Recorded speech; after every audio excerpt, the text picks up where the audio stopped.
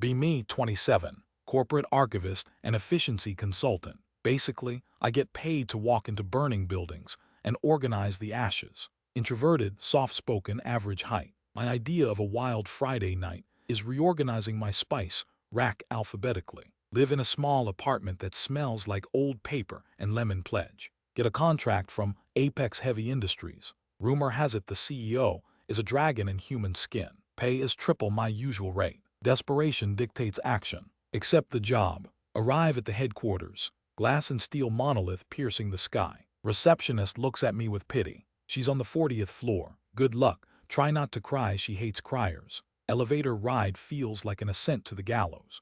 Doors open. Chaos. People running around with tablets, shouting, looking terrified. In the middle of the open-plan floor, there is a glass office. Inside, a woman is standing over a desk. She is shouting, not screeching, shouting with the voice of a general commanding artillery fire. Enter the office. She stops, turns. Sylvia, 61. Heels that look like weapons. Charcoal pinstripe suit, tailored to perfection. Hair pulled back so tight it must hurt, revealing a face that is terrifyingly beautiful. Eyes like liquid nitrogen. She looks me up and down. Who are you? Voice drops an octave. Dangerous. Stammer, I'm the consultant for the filing system. She checks her watch. You're 2 minutes early. I hate eager people. Sit. Points to a corner. I sit. Watch her work for 3 hours. She destroys 3 marketing execs, fires a supplier, and renegotiates a steel contract in Mandarin. She is a force of nature. I am a houseplant. Finally, she looks at me. My archives are a disaster. My previous assistant was an idiot. Fix it. You have 2 weeks.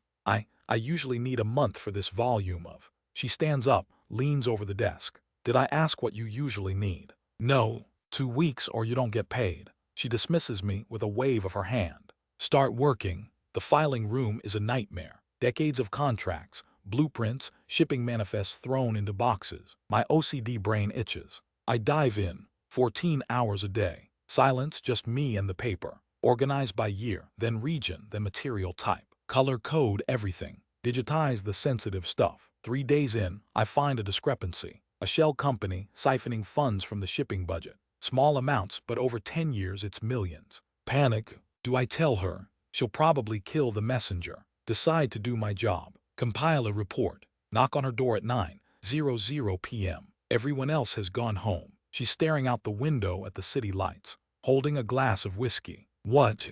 I found something in the 2018 ledger. Walk over, hand her the file. Hands shaking slightly. She reads. Silence stretches. Air conditioning hums. She flips a page. You found this in 3 days. Yes, it was filed under miscellaneous maintenance. She looks up. The coldness in her eyes thaws, just a fraction, replaced by sharp calculation. This was my VP of operations. Oh, I'm sorry. Don't be. You just saved me $4 million and gave me a reason to fire a snake. She puts the glass down, walks around the desk, stands in front of me. She smells like expensive sandalwood and rain. She towers over me. You're good. I just like order. Order is power, never forget that. She reaches out, fixes my crooked tie. Her fingers are cool, strong. Knuckles brush my neck. Heart rate hits 180. Go home, you look like a ghost. Yes, ma'am. And stop calling me ma'am. It makes me feel old. It's Sylvia. Next week. I finish the job in 10 days. Everything is pristine. Present the final system to her. She walks through the archive room, running a hand along the labeled spines. Nods approvingly. Acceptable. Thank you, Sylvia. I have another job for you. My contract is up. I'm making a new one. She hands me a folder. My personal life, it's a mess. Schedule, estate management, investments. I need order. You want me to be your assistant. I want you to be my chief of staff. Double your current salary. Benefits include full dental and me not yelling at you often. Look at her. She's smirking. It's a terrifying expression. I sign. Life changes. I become her shadow. I manage her calendar, her calls, her life. She drags me to galas. Wear a tux. A real one, not that polyester rental garbage. She buys me a suit. Doesn't ask for my size. Just looks at me and tells the tailor the measurements. She is correct down to the millimeter. At the gala, I stand awkwardly holding her clutch while she networks. Some slimy hedge fund guy tries to bully me into getting him a meeting. Listen, buddy, just put me on the list. He pokes my chest. A hand lands on his shoulder. Sylvia. Her grip looks painful. Is there a problem, Mark? Sylvia, no, just chatting with your assistant. He's not my assistant, he's my right hand, and you're touching him. Mark pales. Sorry. She steers me away, leans down to my ear. Stand up straighter, you represent me now. Yes, Sylvia. Good boy. Brain short circuits. Did she just? She winks. Months pass. Dynamic shifts. She is the storm, I am the anchor. She comes into the office angry, throwing files. I hand her green tea, exact temperature she likes, and the quarterly projections. She calms down. One night late, working on a merger. We ordered Thai food. She's sitting on the floor, barefoot, jacket off. Looks human for once. Why are you still here, Anon? The merger documents need proofing. You could have left at 5. You didn't leave. She stops eating, looks at me. Intensity is back. You're loyal, it's rare. I just believe in the work. Bullshit, you believe in me. Cod. Face heats up. She crawls over, like a predator stalking prey, but her eyes are soft. You think I don't notice? Notice what? How you look at me when I'm yelling at the board of directors. I look terrified. No, you look proud. She reaches out, grabs my tie again, pulls me down. Kiss is not tentative. It is a takeover. Demanding, confident, overwhelming. Brain goes blank. Pull back, gasping. She smiles. Finally, I work for you. I know, and now you belong to me too. Any objections? Shake my head. Good, get back to work. Relationship is unconventional. She leads, I follow. But it's not one-sided. She protects me fiercely. We're at a restaurant. Waiter is rude to me, ignores my order. Sylvia stops the conversation, stares at the waiter until he sweats. My partner asked for the sparkling water. If you ignore him again, I will buy this building and fire you. Waiter scampers. Under the table, her hand finds my knee. Squeezes. It feels safe. She starts changing my life. Your apartment is depressing. Move in with me. Sylvia, I can't afford your rent. I didn't ask for rent, I asked for you. Move into her penthouse. It's cold, modern, empty. I start adding things. Plants, books, soft lighting. She comes home one day, looks at the cozy living room. It looks lived in. Is that bad? She sighs, drops her bag, buries her face in my neck.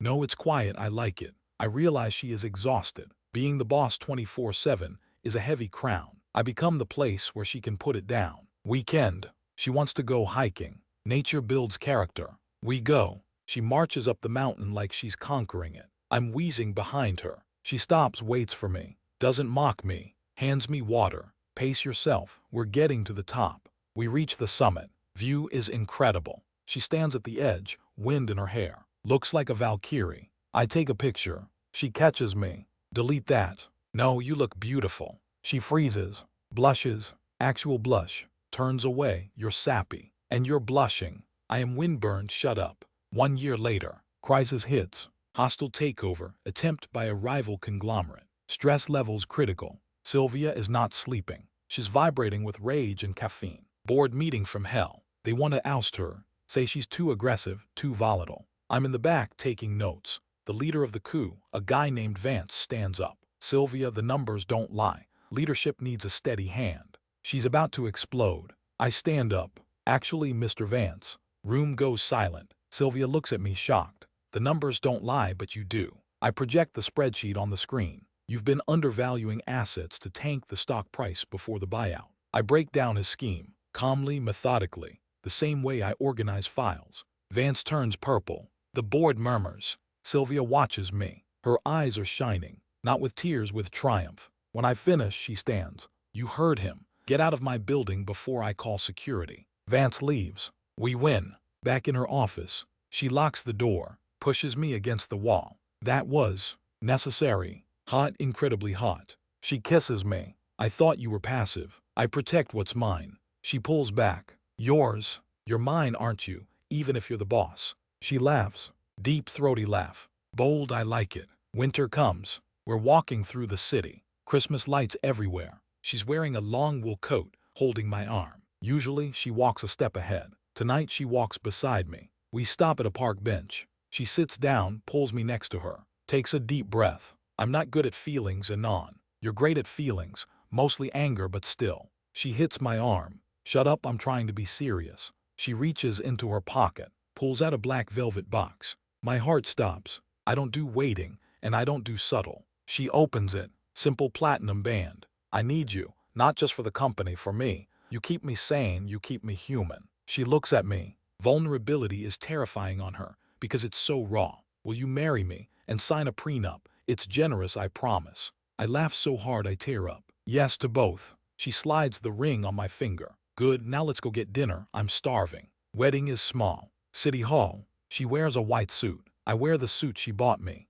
She says her vows like she's closing a deal. I promise to protect you, provide for you, and only yell at you when you really deserve it. I promise to keep her organized and loved. We walk out. She grabs my hand. Husband. She tests the word. Sounds efficient. It sounds nice. Yeah, it does. 2 years married. I quit my job at the firm. I manage our investments and the house. House husband life. Some people judge. Doesn't it bother you that she makes the money? No, because I see her when she comes home. The armor drops. She kicks off the heels. I have dinner ready. She eats, tells me about the wars she fought today. Then she lays her head on my lap while I read. She falls asleep. In her sleep, she doesn't frown. She looks peaceful. One Saturday morning, she's reading the paper. I'm watering the plants. Anand. Yes, Sylvia. We have a spare room. For guests.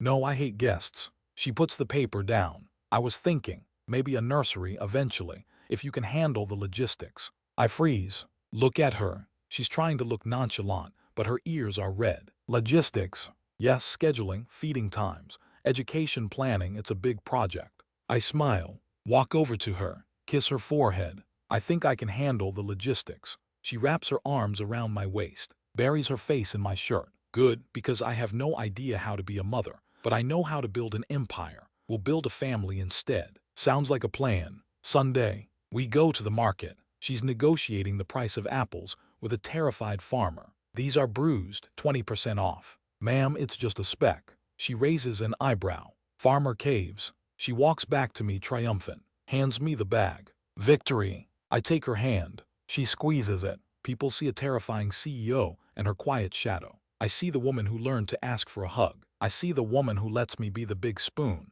because she feels safer that way. She looks at me. Why are you smiling? Just thinking. About what? How much I love you. She rolls her eyes, but squeezes my hand harder. Sap. Tyrant.